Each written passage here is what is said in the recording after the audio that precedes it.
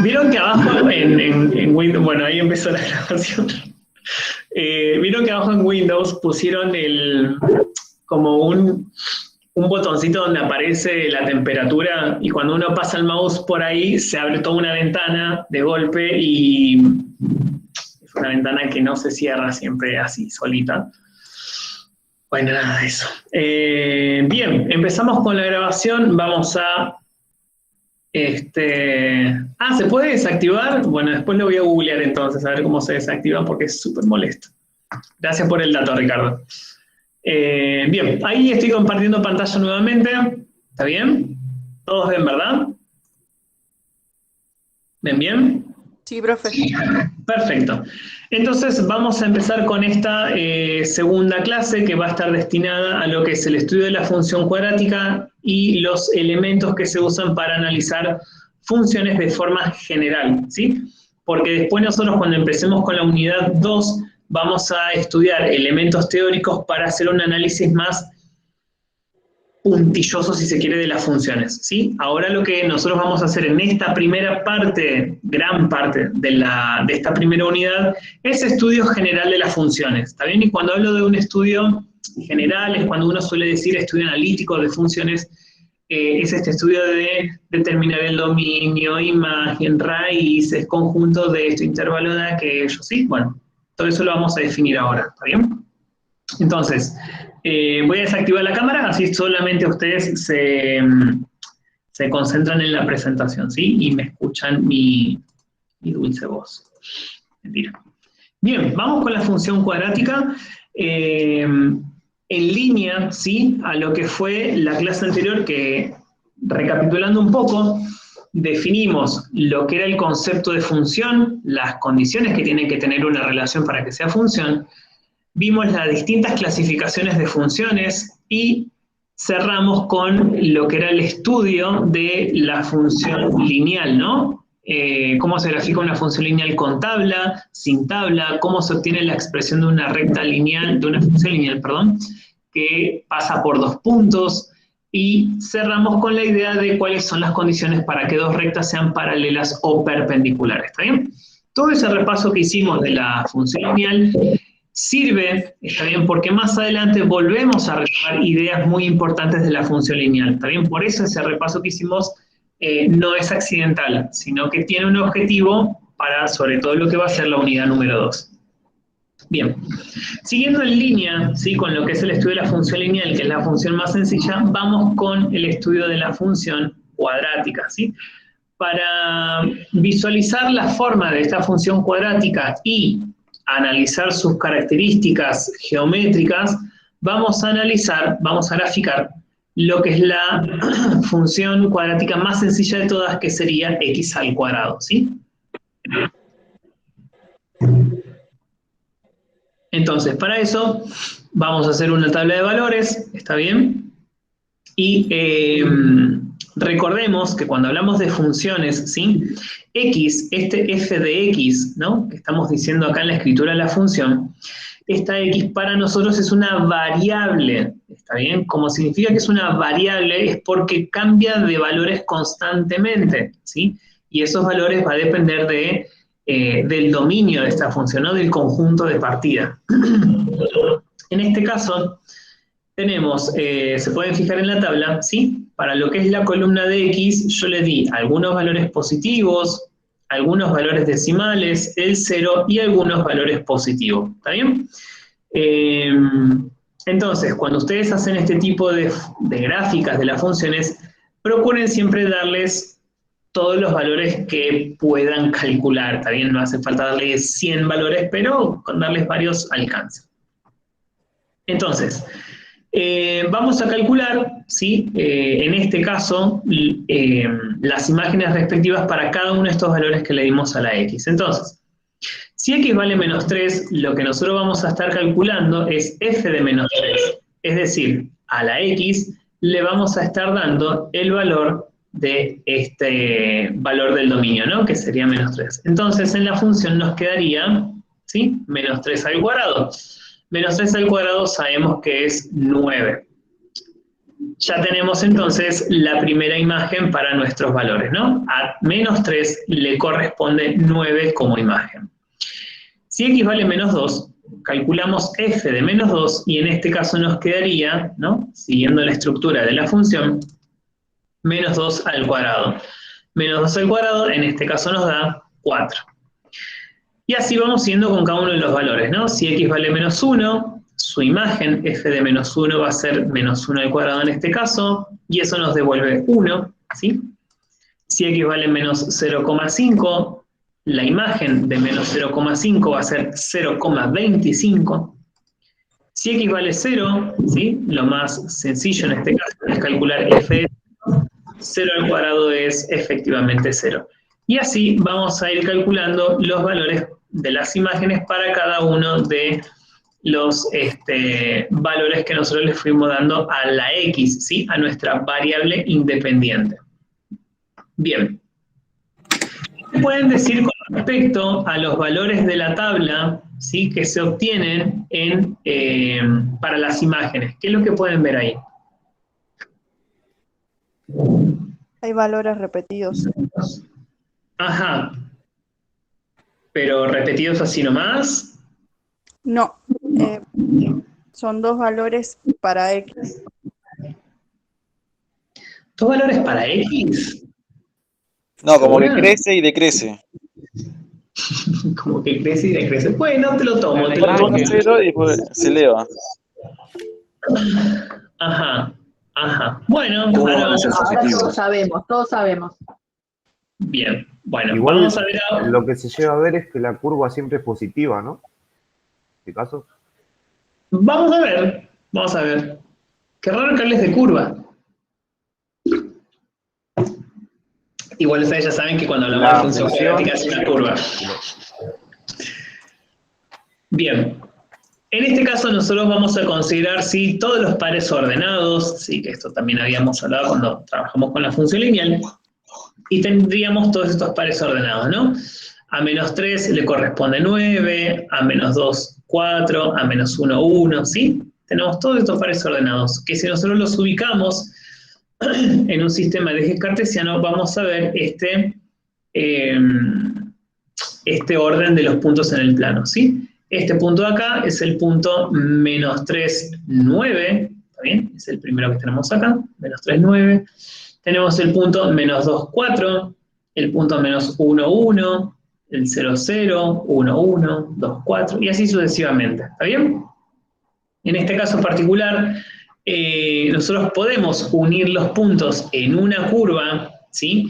Porque como nosotros estamos hablando del gráfico de esta función y no está contextualizada por ningún problema ni nada por el estilo, consideramos que en el eje X estamos tomando todos los reales, ¿no? Es decir, todos los infinitos números que se encuentran entre los números naturales y enteros, ¿verdad?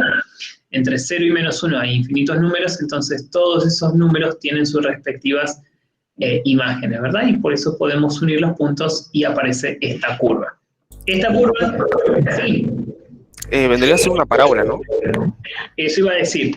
Esta curva recibe el nombre de parábola, ¿está bien? Es el nombre que tienen las funciones, los gráficos de las funciones cuadráticas. El gráfico de la función lineal se llama recta, ¿sí? Espero que nadie cuando grafique me diga la línea porque recursan directamente, ¿está bien? Bien. Características generales de esta parábola, ¿sí? Por un lado vamos a decir que el dominio de esta función son todos los reales, ¿sí? No se preocupen porque en un rato vamos a definir bien lo que es el dominio. Yo ahora momentáneamente quiero que hagan memoria de algunas cosas que traen de años anteriores, ¿sí? Pero en pocas palabras, podemos decir que el dominio de esta función son todos los reales, ¿sí? En el eje X, ¿sí? ¿Por qué digo que el dominio son todos los reales? Porque esta X, ¿sí? Que nosotros tenemos acá, que es nuestra variable, ¿está bien? Según en la tabla, fíjense que yo le di valores positivos, negativos, decimales. Faltaría quizás darle algún valor del tipo irracional, ¿sí? Pero en definitiva, nuestra X, la variable de la función, no tiene ningún problema con ningún número del conjunto de los reales, ¿está bien? Puede valer cualquier número que a ustedes se les ocurra. Por eso decimos que el dominio son los reales. Repito igualmente, en un rato vamos a definir lo que es el dominio. Y el conjunto de las imágenes, en este caso, para esta función en particular, vamos a decir que el dominio, está bien, perdón, la imagen, recuerden que son los valores que toma la función, ¿sí? Son estos valores que se encuentran de este lado de la tabla, ¿está?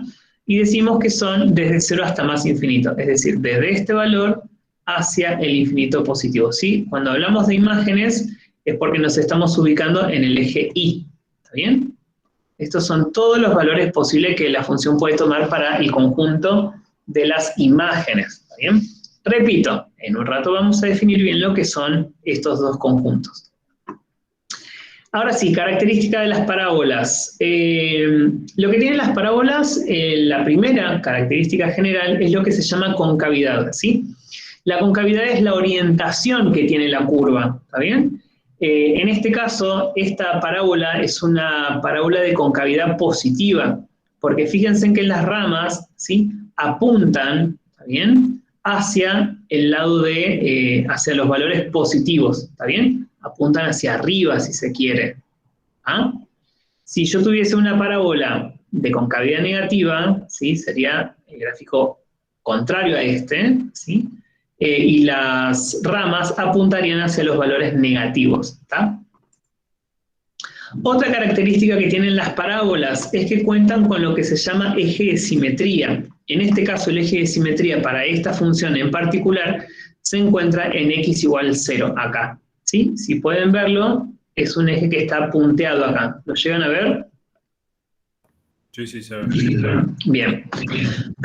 Este eje de simetría, ¿sí?, se lo llama así porque es un eje imaginario que divide a la parábola, ¿sí?, en dos ramas iguales. ¿Está bien? Es decir, si yo pudiera doblar el plano por sobre el eje de simetría, esta rama izquierda se pondría sobre la rama derecha y coincidirían de forma perfecta. ¿Está bien? Para que se den una idea, la idea de simetría también tiene que ver, por ejemplo, con las manos. Si uno apoya las palmas de las manos, ¿sí?, la derecha sobre la izquierda, pueden ver que las manos se corresponden de forma simétrica. ¿Está bien? El pulgar con el pulgar, el índice con el índice, el mayor con el mayor, el anular con el anular y el meñique con el meñique. ¿Está bien? Entonces, acá se está planteando esa misma idea, ¿sí? Una de las pocas funciones que nosotros podemos asegurar que son simétricas son las funciones cuadráticas, ¿sí? Hay alguna que otra función polinómica de grado mayor que 2 que también son simétricas, pero las parábolas, ¿sí?, este tipo de curvas siempre van a ser simétricas. ¿Cómo me doy cuenta de que esta curva es simétrica? Bueno, no solo por esta idea de que las ramas se pueden superponer de forma perfecta, sino también con respecto a la distribución de los puntos, ¿sí? Fíjense que, por ejemplo, este punto, el menos 3,9, ¿sí?, es simétrico con respecto al punto 3,9. ¿Por qué digo que son simétricos? Porque los dos puntos se encuentran a la misma distancia con respecto al eje de simetría, ¿sí?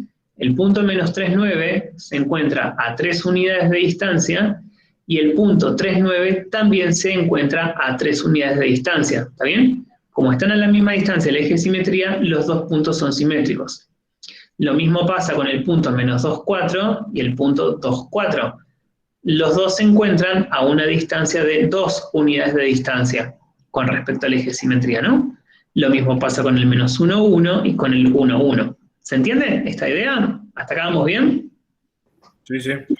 Sí. ¿Puede ser que alguien haya levantado la mano? ¿O hicieron algún comentario? ¿Avanzo? Bueno. Bien, tenemos entonces el eje de simetría, ¿no? Que es este eje vertical. Próxima característica, ¿sí?, es el vértice, lo que se llama vértice de la parábola.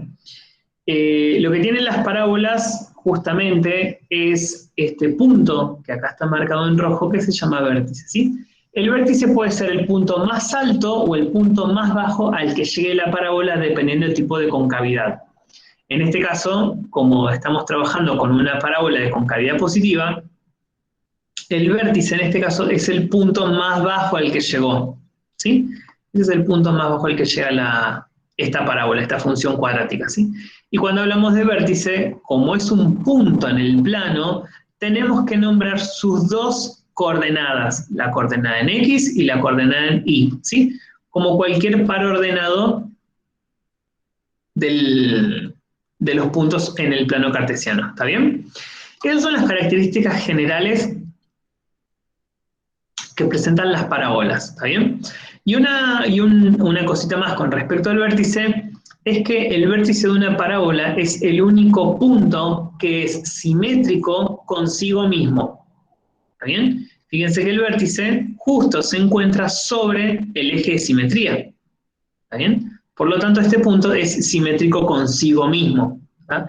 Esta idea, esta característica que les estoy diciendo del vértice, no es accidental porque en un rato vamos a usar esa misma idea, ¿está bien? Vamos a ver entonces, ahora que ya tenemos tanto el gráfico, ¿sí?, de la función cuadrática, que es la parábola, como con sus elementos generales, vamos a ver cómo calcular cada una de estas cosas, ¿sí? Hasta acá, ¿alguna pregunta? ¿Estamos todos bien? ¿Qué opinan? No, está bien, profe. ¿Continuamos? Bueno, vamos con eso entonces. Bien, a diferencia de la función lineal, ¿sí?, cuando nosotros uno estudia una función lineal, lo que tiene de sencillo también es que tienen una única expresión posible, ¿no? M por X más B, y ya está, ¿sí? Esa es la única expresión posible que puede tener una función lineal. Ahora, cuando hablamos de función cuadrática, la función cuadrática sí tiene distintos tipos de expresiones posibles, ¿sí? Una de ellas es la expresión canónica, ¿sí? Esta es la expresión general. Tenemos la expresión factorizada y tenemos la expresión polinómica, ¿bien? Estas son las tres posibles expresiones que tiene una función cuadrática y cada una de ellas nos va a brindar distintos tipos de información con respecto a la parábola, ¿sí? Con lo que va a ser el gráfico. En primera instancia, fíjense que en las tres expresiones, ¿sí?, aparece el número A y A. ¿Está bien? Ese número A, o mejor dicho, ese coeficiente A, se lo llama coeficiente principal. ¿Está bien? Y el signo que vaya a tener el coeficiente principal nos va a indicar el tipo de concavidad que va a tener la parábola. Si el coeficiente principal es mayor que 0, o sea, positivo, la parábola va a tener una concavidad positiva. Si el coeficiente principal toma valores menores que 0, o sea, negativos, ¿sí?, la parábola va a tener concavidad negativa. Y por último, no menor, el coeficiente principal, si es que estamos hablando de funciones cuadráticas, no puede valer 0, porque en el caso de que el coeficiente principal se haga 0, paso a trabajar o con una función lineal o con una función constante, ¿sí? Ya pierde sentido hablar de función cuadrática. ¿Sí? Entonces es como una especie de redundancia, pedir como condición que el coeficiente principal no sea 0, ¿sí? Pero bueno, no está de más decirlo tampoco. Bien, entonces esa es la primera información que nosotros podemos saber con respecto a las tres expresiones que tiene la función cuadrática. La concavidad, eso es lo primero que yo puedo saber con solo mirar la expresión, ¿sí? Ahora, de cada una de estas expresiones yo puedo sacar distintos tipos de información, ¿está bien? En el caso de la expresión canónica, ¿sí?, fíjense en que tenemos estos dos valores, xb e ib, ¿sí? X sub b e y sub b. Estos dos valores van a estar jugando como coordenadas del vértice de la parábola. ¿Está bien? No es menor ese dato. ¿Cuál es la única característica que tienen que tener en cuenta? Es que el valor de la coordenada en X del vértice, ¿sí?, que está dentro del paréntesis, que está luego del cuadrado, cuando yo lo considero para lo que es la coordenada real del vértice, es al único que se le cambia de signo. ¿Está bien? Fíjense en que en la escritura general ya viene con un menos, ¿sí? Y eso me indica que si yo voy a tomar este valor, le tengo que cambiar de signo. ¿Ah? Es decir, si este xb fuese negativo, acá yo lo considero positivo. Y si acá es positivo, yo lo voy a considerar como negativo. ¿Está bien? Es el único ajuste que tienen que hacer con respecto a las coordenadas del vértice.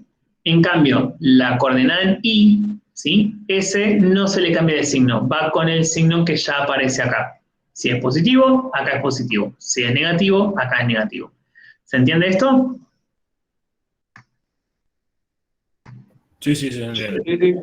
Bien, igual no se preocupen porque ahora en un rato vamos a ver un ejemplo de cada uno. ¿Está bien? Bien, en el caso de la expresión factorizada, sí que es termina siendo una de las favoritas de todos, ¿sí? Por la cantidad de menos esfuerzo que conlleva el estudio analítico de este tipo de expresiones, es que la expresión factorizada ya viene con los valores de las raíces de la función, ¿sí? En un rato también vamos a definir bien formalmente qué son las raíces de la función, pero para que tengan una idea, o recuerden, mejor dicho, las raíces de la función son aquellos valores donde la función corta al eje X, ¿está bien? Esas son las raíces. Entonces, la expresión factorizada viene con los valores de la raíz en la expresión directamente, ¿sí? Lo mismo que en la coordenada X del vértice, fíjense que la expresión general ya vienen con un menos x1 y x2, por lo tanto, cuando yo considero, digamos, los valores reales de las raíces, se deben cambiar de signo, ¿está bien? Es el único detalle que tienen que tener en cuenta, ¿sí? Bien, y por último, la expresión polinómica es la expresión que menos información da con respecto a la parábola. Si bien voy a saber con el coeficiente principal el tipo de concavidad que va a tener, lo otro que puedo saber con solo ver la expresión de la función es la ordenada al origen, ¿sí? Es decir, este último valor, el término independiente, me va a estar diciendo cuál es la ordenada al origen de la función. La ordenada al origen de la función, recuerden que es el punto donde la función corta al eje Y. ¿Está bien? Las raíces son donde corta el eje X, y la ordenada al origen donde corta al eje Y. ¿Está bien? Entonces, estas son características generales y ahora vamos a analizar un ejemplo de cada uno para que vean cómo funciona. ¿Estamos todos de acuerdo hasta acá? Sí, perfecto.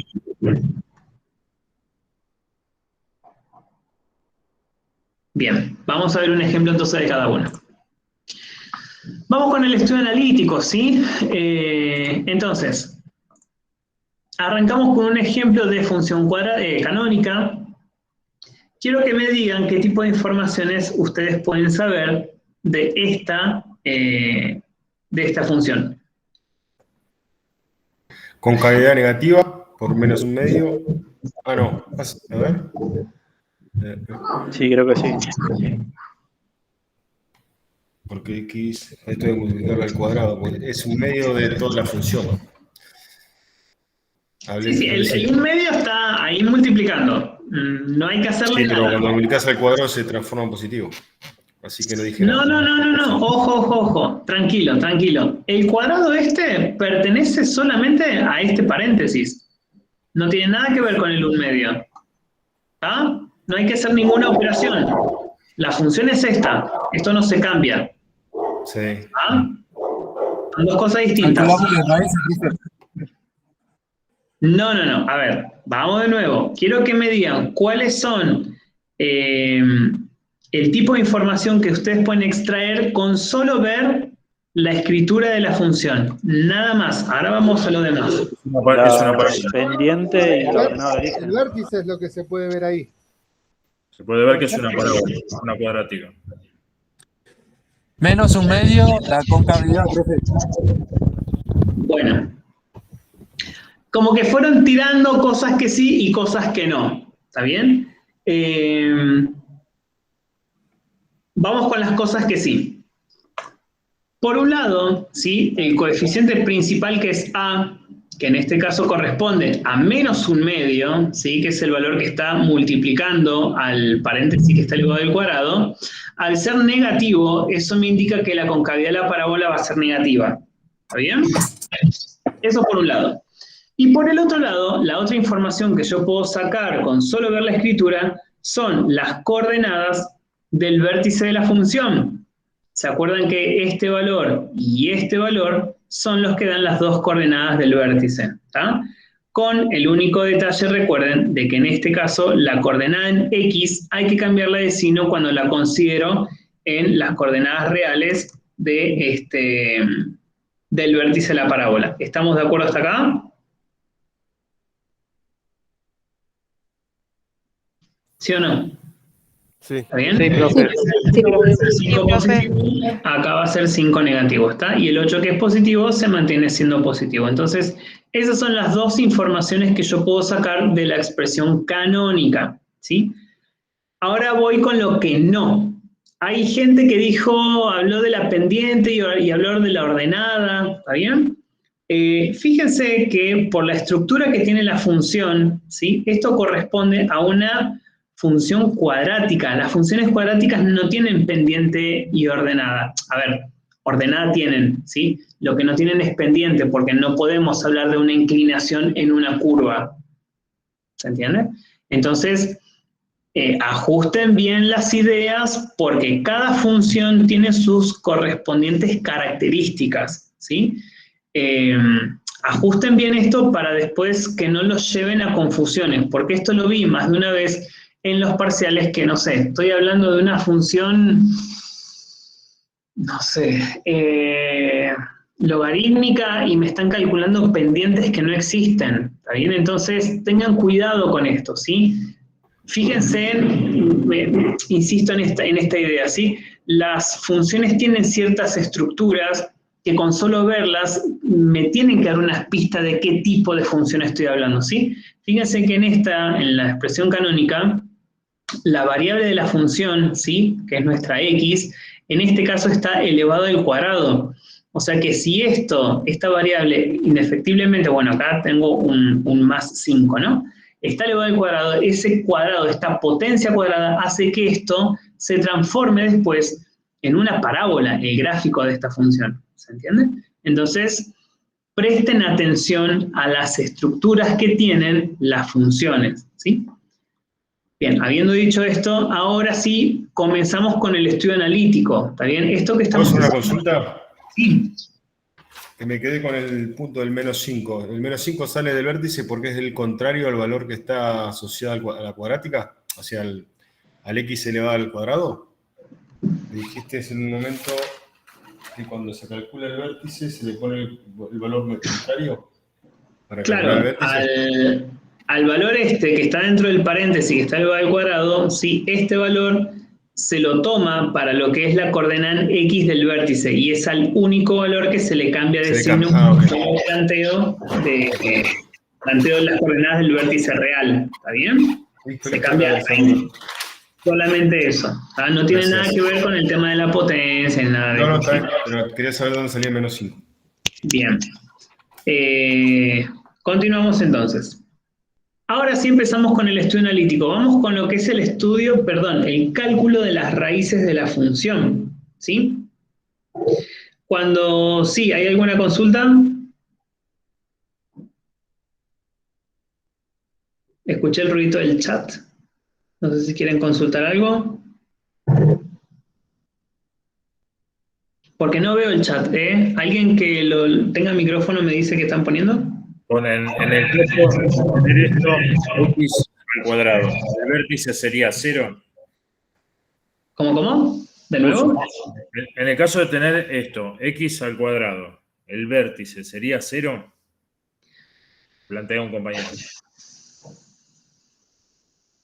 Bueno, me voy a salir de la presentación un cachito. En caso de tener esto, x al cuadrado, ¿el vértice sería 0?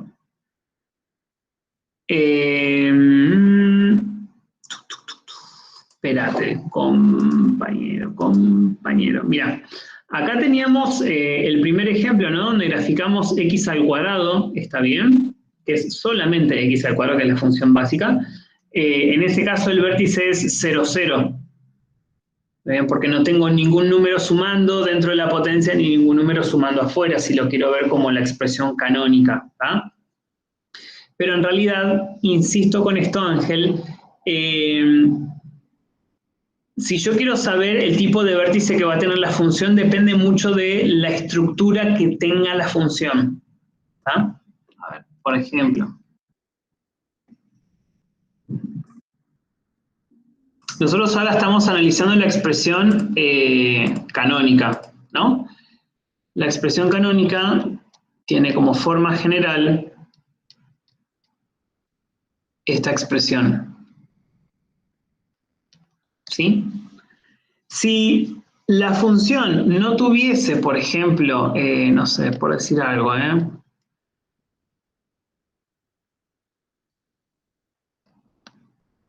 ¿sí? Si tuviera una expresión canónica, vamos a decir entre comillas, con esta estructura, ¿sí? En donde, por ejemplo, supongo que acá adentro hay un más 0, bueno, eso era un cerito, ¿está bien? ¿Se entiende? Acá yo podría decir, bueno, si lo veo como una expresión canónica, podría ser que el vértice es 0 menos 1, ¿está bien? Pero en realidad, si la función viene escrita de esta forma, 2x cuadrado menos 1, en realidad esto corresponde a lo que es la función, la expresión polinómica. ¿Se entiende, Ángel? Entonces, es un depende la estructura que tenga la función. ¿Sí? Como que no tiene mucho sentido que la x del vértice sea 0, porque si es 0, pasa a ser una expresión polinómica. ¿Está bien? Por eso insisto mucho en esto de que observen bien las estructuras que tienen las funciones, ¿sí? Bien. Cualquier cosa me van preguntando. Entonces, lo primero que vamos a calcular son las raíces de la función. ¿Sí? Uno, por lo general, cuando habla de cualquier tipo de función, siempre lo que uno empieza a calcular son las raíces. ¿Qué son las raíces de la función? Hace un ratito lo dije, ¿no? Son los puntos donde la función corta a lo que es al eje x.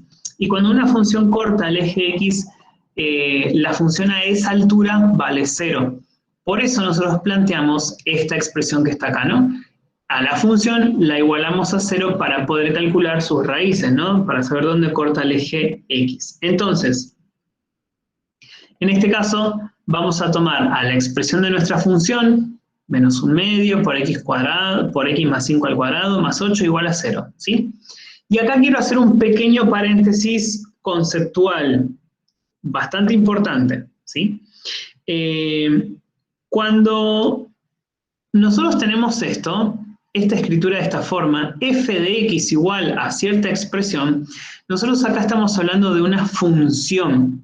Y si esto es una función, es porque esta x, cuando yo estoy diciendo f de x, ¿sí? Esta x es una variable, ¿está bien? O sea, esta x cambia de valores constantemente dependiendo del dominio que tenga, ¿sí? Pero vuelvo con esta idea, puede tomar valores positivos, negativos, fracciones, irracionales, lo que se me ocurra, ¿está? O sea, esta x lo puedo pensar como que está en movimiento constante, ¿está bien? Tomando distintos tipos de valores.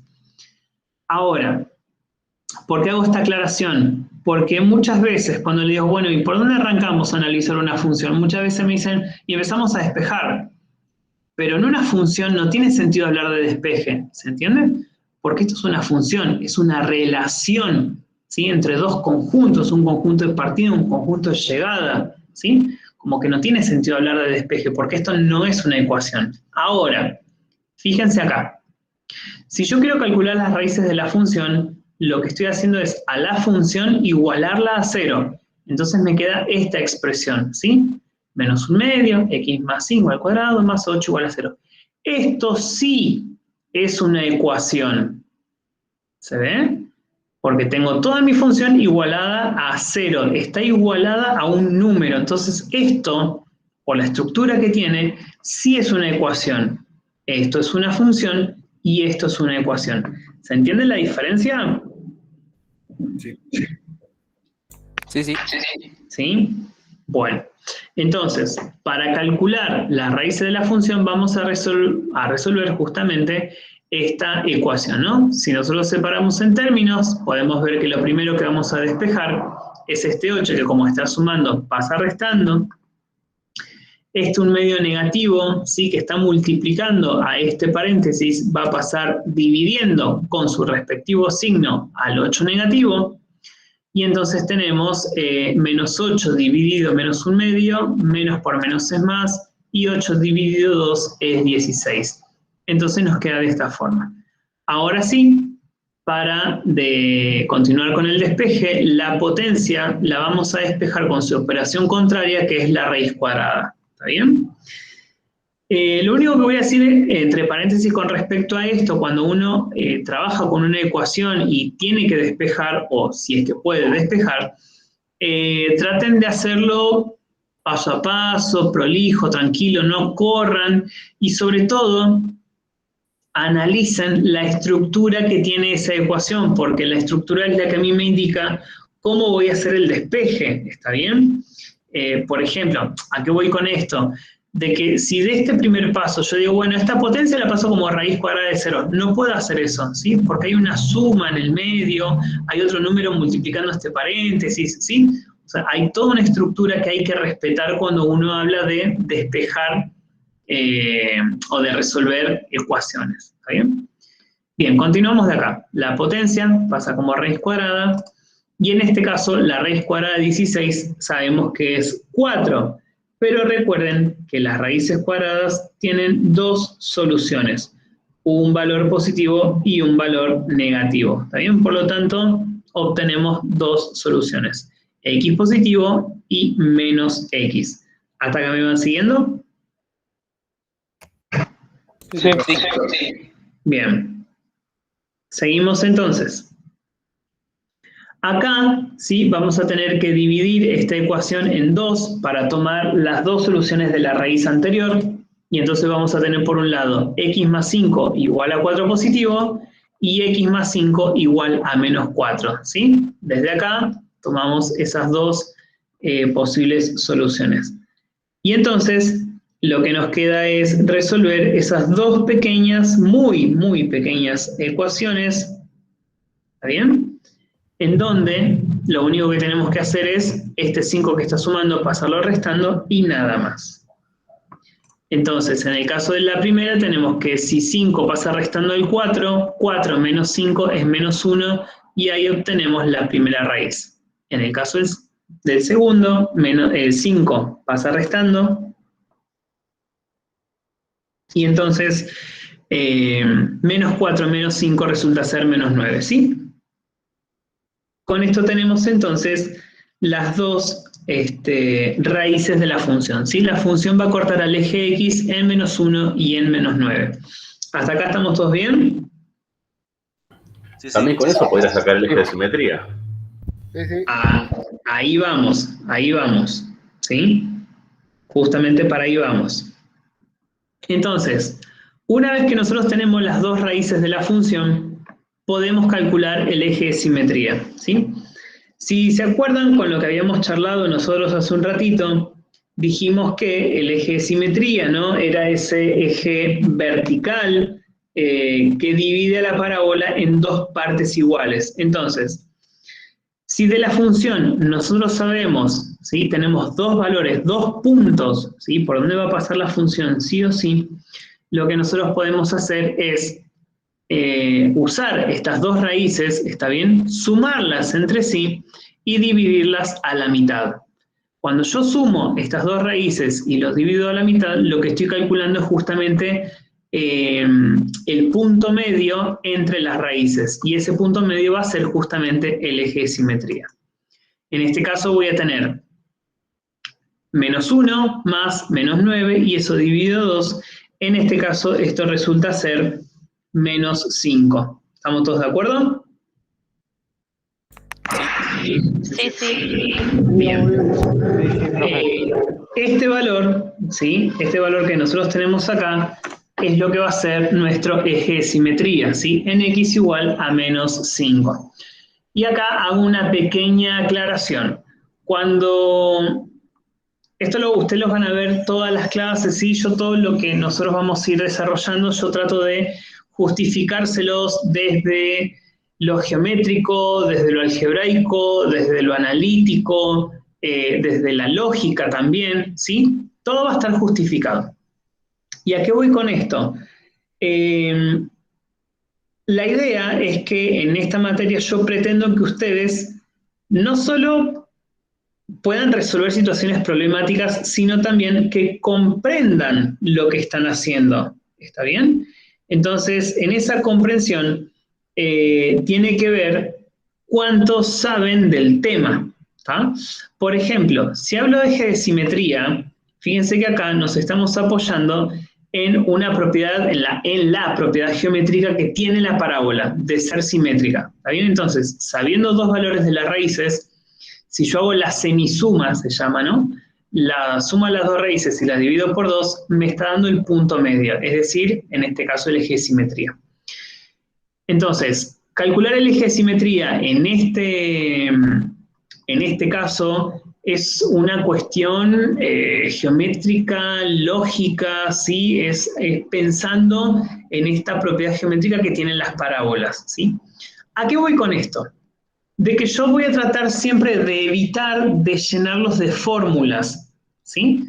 Porque si las fórmulas no tienen una justificación que yo les pueda dar y que sea una justificación dentro de todo comprensible para lo que ustedes necesitan en la carrera, no viene mucho al caso, ¿sí? Si yo puedo justificárselo, si ustedes otorgarles cierta coherencia, entonces sí vale la pena, ¿está bien? Por ejemplo, esto sí vale la pena aclarar, ¿está bien? Porque esta idea de sumar las dos raíces y dividirlo por 2 tiene que ver con esta propiedad geométrica. Digo esto porque hay gente que a veces no presta atención y después aparece con fórmulas extrañas que yo nunca enseñé, ¿está bien? Y el tema es que no hay problema, son legales las fórmulas. El tema es que si yo llego a preguntar, che, fulanito, ¿y esta fórmula qué significa? ¿O de dónde viene? ¿Se entiende? Y si no saben justificarla, ahí ya empiezan a hacer agua, ¿sí? Entonces hay que tener cuidado con esas cosas. ¿Hay alguna consulta? Profe, le hago una consulta. ¿Qué diferencia tiene esta expresión canónica con la expresión polinómica que también saca dos raíces y termina llegando al mismo resultado? La diferencia está en cuanto a la estructura algebraica de la función. ¿Está bien? Si yo quiero calcular las raíces en una expresión canónica, ¿sí? Yo a la función la igualo a 0 y por la estructura que tiene yo puedo despejar acá. Pero en la polinómica, como lo vamos a ver en un ratito, no sucede. No puedo despejar en la polinómica, ¿sí? Ahí está la diferencia. Y ahí es cuando necesitamos una fórmula. Ahí sí aparece esa fórmula que ustedes en realidad ya las deberían conocer de memoria. Pero ya vamos a hablar de eso ahora en un ratito. Bien.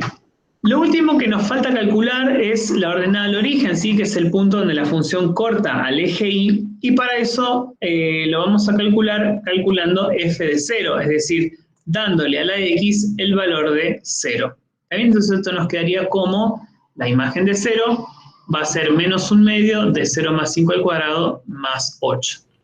0 más 5 es 5, 5 al cuadrado es 25.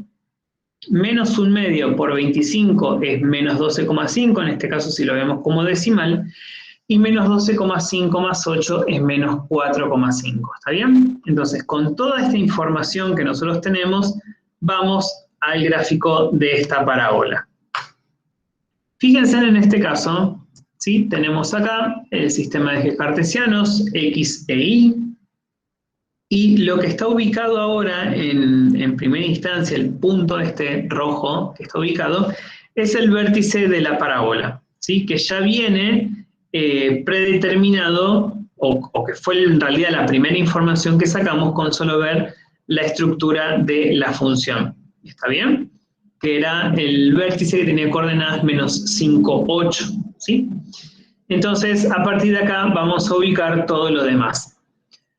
calculamos las raíces de la función, menos 1 y menos 9, ¿está bien? Ahí están las dos raíces.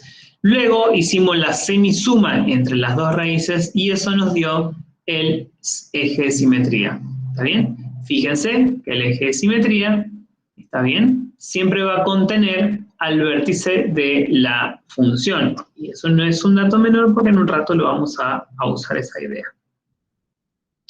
Hasta acá vamos bien, ¿verdad? Sí. Bien. Continuamos. Ubicamos lo último que calculamos, que fue en este caso la ordenada del origen, que se encuentra en menos 4,5 para cuando x vale 0. ¿Está bien? Pregunta.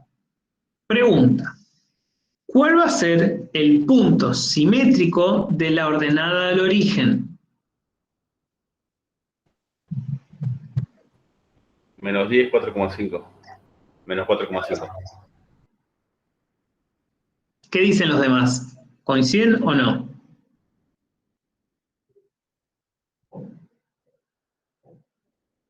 Sí, yo coincido. Recuerden, sí, que los puntos son simétricos cuando tienen la misma distancia hacia el eje de simetría. Menos 10. Bien.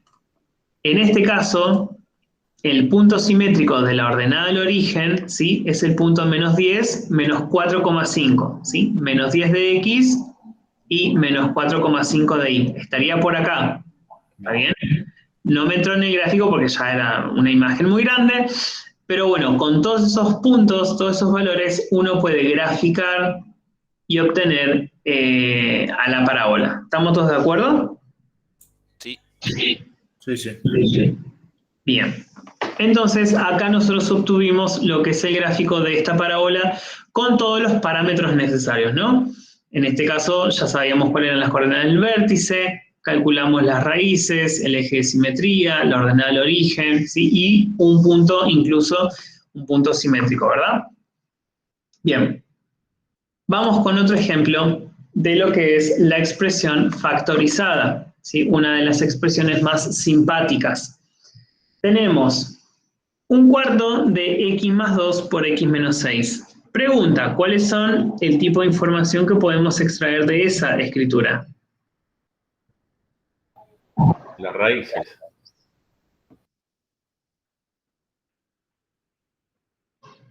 Bien, una son las raíces. ¿Qué más? Concavidad. Y la concavidad. Bien, quiero que me digan las dos cosas. ¿Qué concavidad tiene y cuáles son las raíces? Concavidad positiva. Y las raíces son menos 2 y 6. Perfecto. En este caso, el coeficiente principal es un cuarto y es positivo, por lo tanto la concavidad es positiva. Y las raíces son 2 negativo y 6 positivo. Son exactamente estos valores, pero cambiados de signo. ¿Está bien? Como ya tenemos las raíces, lo que nos queda calcular es los demás parámetros, pero van a ser un poco más rápido de calcular, ¿no? Al tener las raíces, eso nos va a permitir calcular, en primera instancia, el eje de simetría. ¿Está bien? Entonces, de la misma forma que hicimos antes, vamos a apoyarnos en esta propiedad geométrica que tienen las parábolas, vamos a sumar las dos raíces y dividirlo por 2. En este caso, menos 2 más 6 dividido 2, ¿no? Y eso nos va a dar por resultado que el eje de simetría se encuentra en x igual a 2. ¿Está bien? Leo, si reemplazo el valor de x en la función, me daría el otro valor del vértice, ¿no? Exactamente, para ahí vamos, bien, una vez que tenemos el eje de simetría, ¿sí? Presten atención a este comentario que hizo el compañero recién, nosotros necesitamos saber cuáles son las dos coordenadas del vértice, ¿sí? Pero ¿cuál es la cuestión? Si nosotros pensamos recién en estas cuestiones que yo les fui diciendo, ¿se acuerdan que hace un rato les había dicho que el vértice era el único punto que era simétrico consigo mismo, ¿no? Y también les dije que el vértice era ese punto que se encontraba sobre el eje de simetría, ¿está bien? Entonces, este punto, el vértice, como se encuentra sobre lo que es el eje de simetría, ¿está bien? Cuando nosotros estamos calculando el eje de simetría, estamos calculando también de forma indirecta la primera coordenada del vértice, ¿sí? Entonces, la primera coordenada del vértice coincide con el eje de simetría, ¿está bien? Entonces, es importante calcular, obviamente, el eje de simetría porque eso ya nos está dando cuál es el valor de la primera coordenada, y en este caso es 2, ¿sí? Ahora, para calcular la segunda coordenada, que es la y del vértice, bastará con que nosotros calculemos la respectiva imagen de este 2, ¿no? Es decir, calcular f de 2, y eso me va a dar la y del vértice. En este caso nosotros tendríamos 1/4 por 2 más 2 por 2 menos 6. 2 más 2 son 4, 2 menos 6 menos 4, 1/4 por 4 por menos 4, esto termina siendo menos 4. Por lo tanto, el vértice tiene coordenadas 2 menos 4. ¿Estamos todos de acuerdo con esto? Sí, profe. Sí. Bien. Vamos con, entonces, ¿qué más? Con la ordenada de origen. Bueno, la ordenada de origen bastante sencillo. Calculamos f de 0, ¿no? Dándole a nuestra variable el valor de 0. 0 más 2 es 2, 0 menos 6 menos 6, 1/4 por 2 por menos 6, esto resulta ser menos 3, ¿sí? Vamos con toda esta información a un sistema de ejes cartesianos. Tenemos el sistema de eje cartesiano y están ubicados acá las dos raíces que ya vienen predeterminadas, ¿no? Con la escritura de la función, ¿está bien? Menos 2 y 6 son los valores de las raíces. Luego calculamos el eje de simetría, ¿sí? Haciendo la semisuma entre las dos raíces, y ahí tenemos el eje de simetría. Y luego calculamos el vértice de esta parábola, ¿está bien? Que tiene coordenadas 2 y menos 4, ¿está bien? Fíjense, y con esto, insisto con esta idea, ¿no? De que el vértice es un punto que se encuentra sobre el eje de simetría, y este punto, si yo me fijo en sus coordenadas, la coordenada en X de este punto, que en este caso es 2, coincide con justamente el valor del eje de simetría, ¿está bien? O sea, es una característica geométrica que tiene el vértice y que no es menor tenerlo en cuenta, ¿sí? Lo último que calculamos fue la ordenada del origen, ¿sí? Que es el valor donde la función corta el eje y, en este caso es menos 3, ¿sí? Y la pregunta que sigue ahora es, ¿cuál es el punto simétrico de la ordenada al origen? Menos 3, 4. ¿Mm? 4 menos 3. 4 menos 3. 4. 4 menos 3, ¿sí? Recuerden que los puntos, cuando los puntos son pares ordenados, y siempre primero se nombra a la coordenada en X y luego se nombra la coordenada en Y. Por lo tanto, el punto simétrico es este punto que tiene coordenadas 4 menos 3, ¿está bien? El punto 4 menos 3, ¿sí? Entonces, teniendo las raíces, el eje de simetría, la ordenada del origen, el vértice y el punto simétrico de la ordenada, unimos los puntos y ahí aparece nuestra parábola. ¿Estamos todos de acuerdo hasta acá? Perfecto, sí. ¿Sí? Muy bien. No hay más. Bien, avancemos con el último ejemplo de la expresión polinómica, ¿sí? Lo que tiene la expresión polinómica, como les había adelantado hace un rato, es la que menos simpática resulta en lo que es el estudio analítico de la función, porque es la que menos información otorga, ¿está bien? En este caso, ¿qué me pueden decir ustedes con respecto a la información de esta función? Que va a ser abajo por el menos 2x al cuadrado y el más 3 la ordenada del origen. Bien, en este caso el coeficiente principal, ¿no? Sería menos 1, ¿está bien? Es este menos que está delante de la x al cuadrado, y eso nos indica que va a tener concavidad negativa. Y por último, el 3, que es el término independiente, nos va a decir cuál es la ordenada al origen, ¿está bien? Bien, me salgo un cachito de esto para aclarar algo antes de empezar con esto. Y es lo siguiente.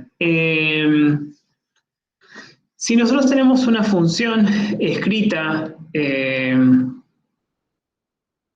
por ejemplo, bueno, recién era menos x al cuadrado, menos 2x más 3, ¿está bien? Esta es la función, ¿sí? Esta es nuestra función cuadrática, la expresión polinómica. ¿Cuál es la cuestión? Si yo quiero calcular las raíces, ¿sí? Que es lo primero que voy a hacer ahora.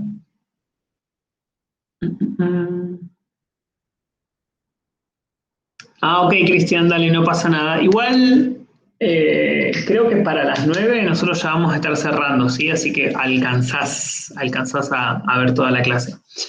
Bien, esto, Enzo, el comentario de Enzo es verdadero.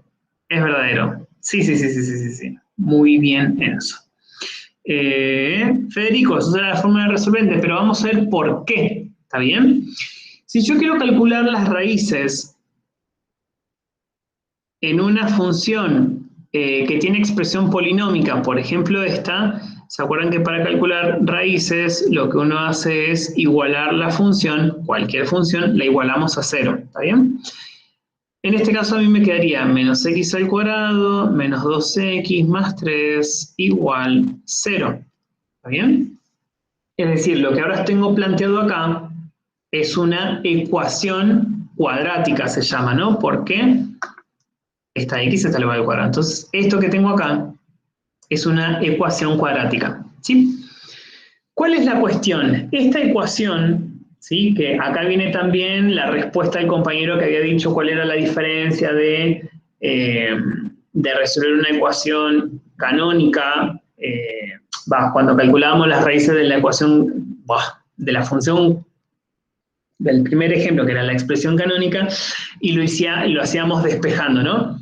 En ese caso, por la forma de la estructura que se plantea esa ecuación, yo puedo despejar. Pero ¿qué es lo que sucede cuando una expresión polinómica la igualamos a 0? Acá no tiene sentido el despeje. Acá no puedo hablar de despeje, ¿sí? ¿Por qué? ¿Por qué no puedo hablar de despeje? A ver si alguien me puede responder. ¿Qué opinan? Son unidades. El X ¿Son qué? ¿Cómo? ¿Unidades? distintas. O sea, el X al cuadrado no lo puedo restar con el X lineal, el X a la 1. No puedo despejar. Va por ese lado, ¿sí? Si ustedes se fijan, nosotros tenemos esta X, ¿sí? Que está elevada al cuadrado, y después tengo esta X que puedo decir que está elevada a la 1, ¿sí? Entonces, ¿qué es lo que sucede entre estas dos X? Son X que tienen distinta naturaleza, se dice. ¿Está bien? ¿Qué significa que esas X tienen distinta naturaleza? Y que no las puedo operar entre ellas. ¿Ah? Es como decir, bueno, tengo papas y cebolla, no las puedo juntar, no se pueden sumar. ¿Se entiende? Entonces, acá pasa exactamente lo mismo, ¿sí? Si quisiera hablar de despeje, lo único que puedo llegar a despejar, si se quiere, es este 3. Si está sumando, lo puedo pasar restando, pero quedo en la misma. Entre estos dos términos, algebraicamente no puedo hacer nada. ¿Está bien? No puedo sumar esas X. No puedo pasar el 2 que está restando, no lo puedo pasar. La potencia no la puedo despejar como raíz. ¿Está bien? No puedo hacer nada. Entonces, en este tipo de ecuaciones, no tiene sentido hablar de despeje. Por eso, cuando llegamos al cálculo de raíces en las funciones que están expresadas de forma polinómica, ¿sí? Ahí es donde entra esto que dice Federico, la fórmula resolvente. ¿Sí? Entonces, para calcular raíces, cuando hablamos de expresiones del tipo polinómica, necesariamente tenemos que hablar de la fórmula de Bhaskara, porque, volvemos a esta idea, si planteo la función igualada a 0, no puedo despejar, ¿sí? Entonces, para la fórmula de Bhaskara, ustedes se acordarán, ¿sí? Se llama Bhaskara o fórmula resolvente, como ustedes quieran. menos b más menos raíz cuadrada de b al cuadrado menos 4 por a por c, todo sobre 2 por a. Para poder usar esta fórmula, necesariamente de la expresión polinómica, de la expresión de la función, yo tengo que identificar los valores de los coeficientes a, b y c, ¿sí? A es el coeficiente principal, ¿sí? Como ya habíamos dicho, es menos 1. B es el coeficiente que acompaña a la x que está elevado a la 1, que en este caso es menos 2. Y C es el coeficiente o término independiente, que en este caso es 3, ¿sí? Y tengan en cuenta de que cada uno de los coeficientes tienen que considerarlos con sus signos correspondientes, ¿sí? Si se olvidan uno de los signos, ya la cuenta no les va a dar.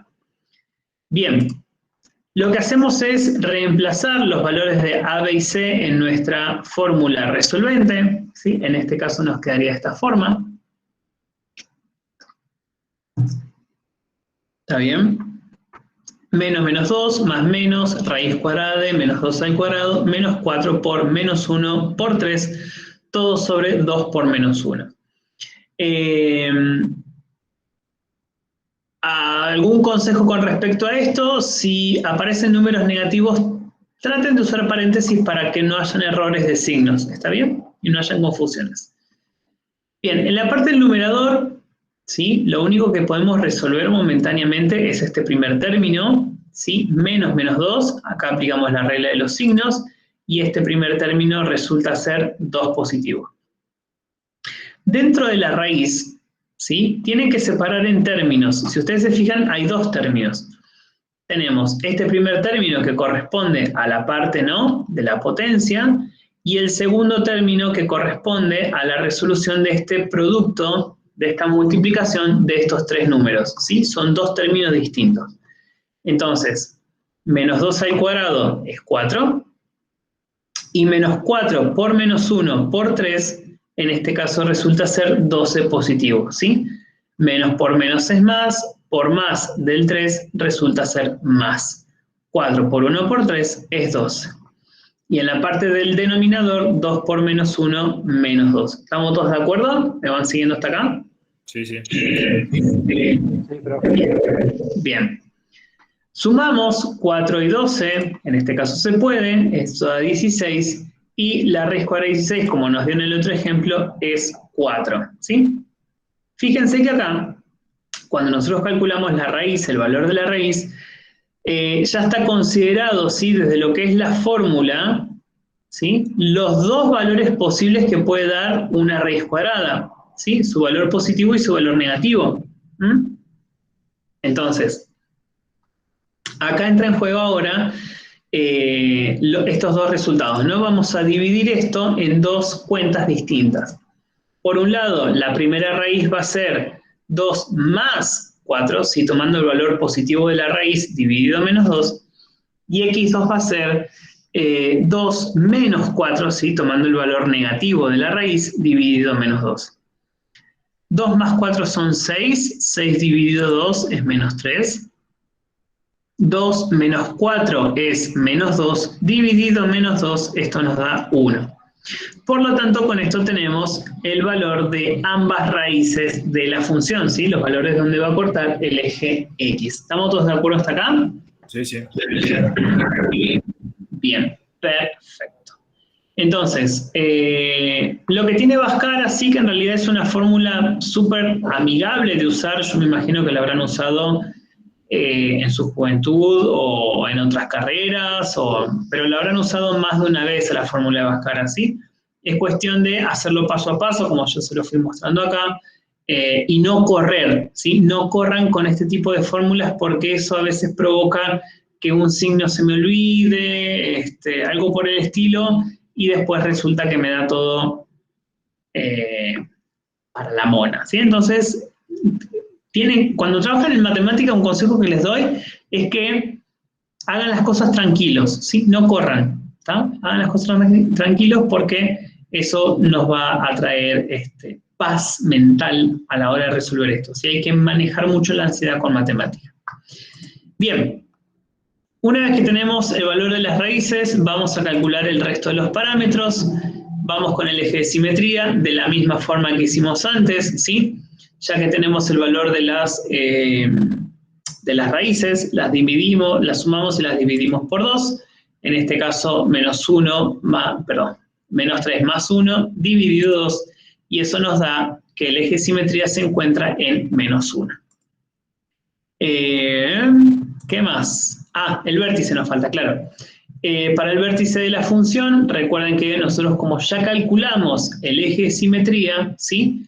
Este valor también corresponde a la x del vértice. Por lo tanto, el vértice tiene coordenadas menos 1 y lo que me estaría faltando es el valor de su imagen. Por lo tanto, para calcular la imagen, o lo que es lo mismo, la segunda coordenada del vértice, calculamos la imagen de menos 1. ¿Está bien? Entonces, en nuestro caso nos quedaría de esta forma, menos 1 al cuadrado, menos 2 por menos 1 más 3. Ojo con el tema de los signos y de los paréntesis, ¿está bien? Tengan en cuenta que este menos que está acá adelante viene con la escritura, en este caso, de la función, ¿está bien? Este menos no tiene nada que ver con la potencia, ¿sí? Ojo insisto con esto de nuevo, fíjense bien las estructuras de las funciones, de las ecuaciones, y en este caso la estructura que tiene la cuenta, ¿no? Resolviendo todo esto, se llega a la conclusión de que la imagen de menos 1 es 4. Por lo tanto, el vértice tiene coordenadas menos 1, 4, ¿sí? Vamos a llevar toda esta información al sistema de ejes cartesianos. Fíjense que ya está ubicado la ordenada al origen, ¿no? Que fue lo primero que pudimos decir, además de la parábola, la información que nos daba la función, ¿no? Su ordenada al origen. Acá tenemos ubicadas las raíces de la función, que lo hicimos con la fórmula de Bhaskara, ¿sí? O la fórmula resolvente, 1 y menos 3. Luego calculamos el eje de simetría, ¿sí? Que se encuentra en x igual a menos 1. Y acá pregunto, ¿cuál es el punto simétrico de la ordenada al origen? Menos 2. Menos 2. Menos 1, 4.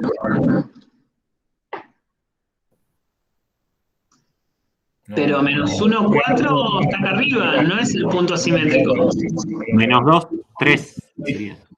Menos 2, 3 es el punto simétrico de la ordenada al origen. ¿Sí? Se encuentran a la misma distancia del eje de simetría. Y lo último que ubicamos es el vértice, que tiene coordenadas menos 1, 4, ¿sí? Está acá arriba. Y ahora sí, con toda esta información, podemos trazar nuestra parábola, que como pueden ver, tiene concavidad negativa. ¿Estamos todos de acuerdo hasta acá? ¿Me siguieron? Sí, profe. Sí, profe. ¿Sí? ¿Estamos bien? Perfecto. Miren, faltan estas diapositivas y ya terminamos. Sigamos entonces. Vamos.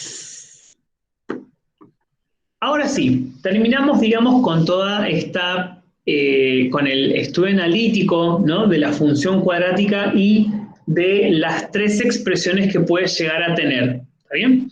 Lo que vamos a hacer ahora es definir qué son los elementos que uno necesita cuando estudia distintos tipos de funciones. Esto de el dominio, la imagen, conjunto de positividad, negativo, todo eso, esos elementos que se necesitan los vamos a definir ahora. Vamos primero con la definición de lo que es el dominio. Si bien la clase pasada nosotros al dominio lo definimos como el conjunto de partida, ¿no? Vuelvo a esta idea. Nosotros definimos que una función es una relación, ¿sí? Entre dos conjuntos, un conjunto de partida, que es el dominio, y un conjunto de llegada, que es el conjunto de las imágenes, ¿sí? Y esa relación entre esos dos conjuntos, si cumple la condición de existencia de unicidad, entonces es una función, ¿tá? Entonces, el dominio de alguna forma, de forma muy indirecta, lo definimos en esa clase, ¿está bien? Es el conjunto de partida en el que se apoya la función para establecer la relación con las imágenes. Entonces, acá tenemos una pequeña descripción de una forma sencilla de definir lo que es el dominio. El dominio va a estar formado por todos los números reales para los cuales existe imagen real, ¿sí? Es una forma sencilla de decirlo. acá tenemos la definición formal de lo que es el dominio, ¿sí? Está expresado con símbolos, ¿sí? Pero ustedes quédense con esta idea o con la que va a aparecer ahora acá abajo. Voy a traducir esto que está acá. El dominio de la función va a ser el conjunto, ¿está bien?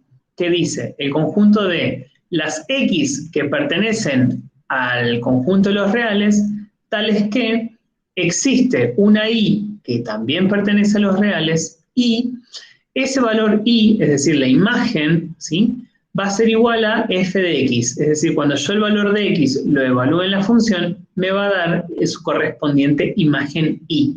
¿Sí? Esta es la traducción, digamos, de esta escritura, que es prácticamente lo que estamos diciendo acá.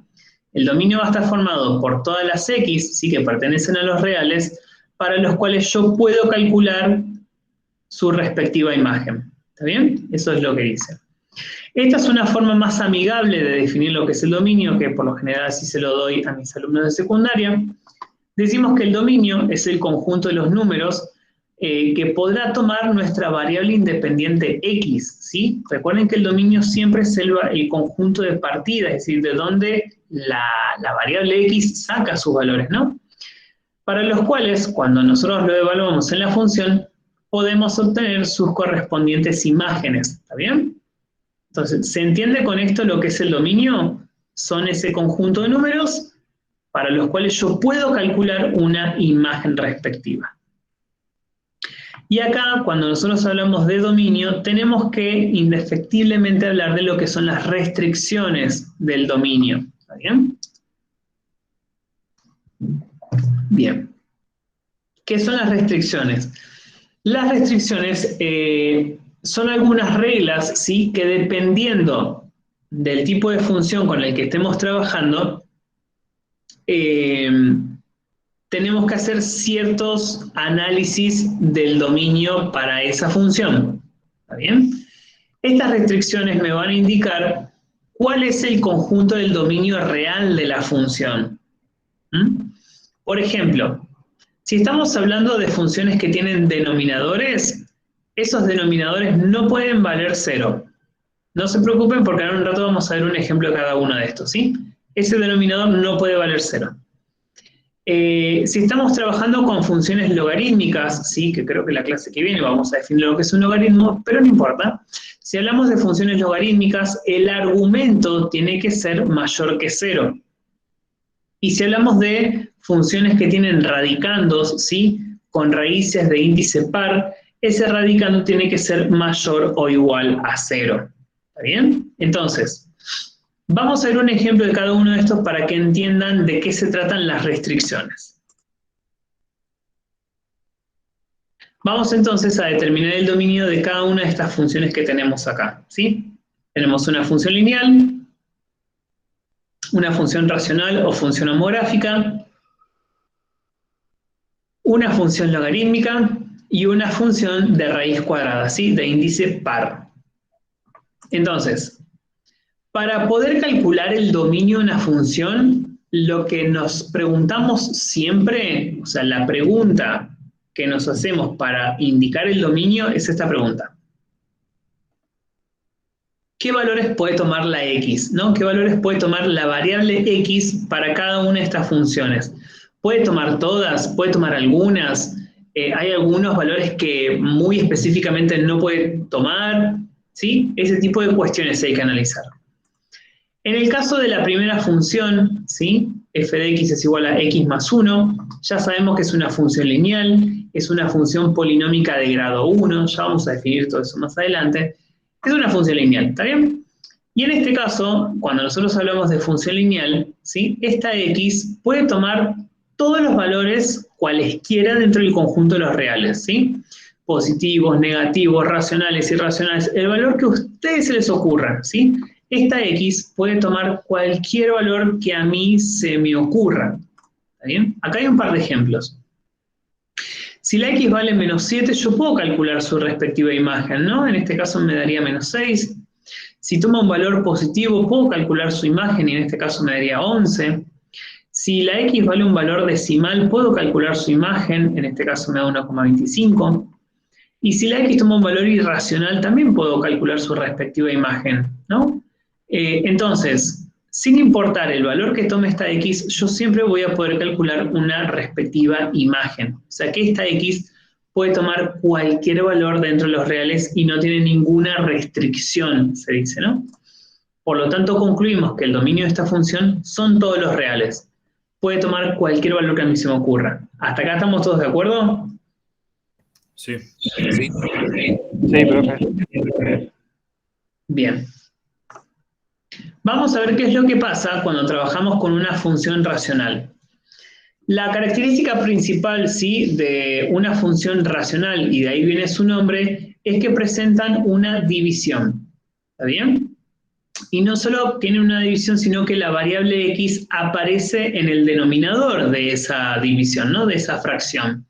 Entonces, esto indefectiblemente nos va a plantear una cierta situación, ¿está bien? En el cual nosotros sabemos que no podemos dividir por 0, ¿está bien? Eso lo sabemos de la álgebra de primaria, no puedo dividir por 0. Entonces, ¿cuál es la cuestión? En una función racional, el denominador de esta función tiene que ser sí o sí distinto de 0, ¿sí? Este denominador, x menos 9, tiene que ser distinto de 0.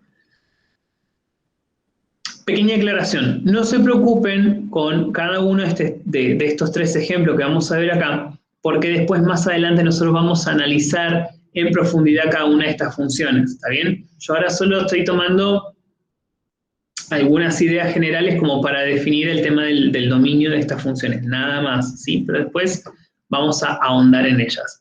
Por ejemplo, las funciones racionales es una de las últimas funciones que vamos a ver muy cerca del parcial, ¿sí? Es una de las últimas funciones que se estudian. Entonces, lo que nosotros tenemos que tener en cuenta cuando hablamos de una división es que no puedo dividir por 0. Entonces, este denominador tiene que ser distinto de 0. Esa es una restricción. ¿Cuál es la restricción? Que no puedo dividir por 0.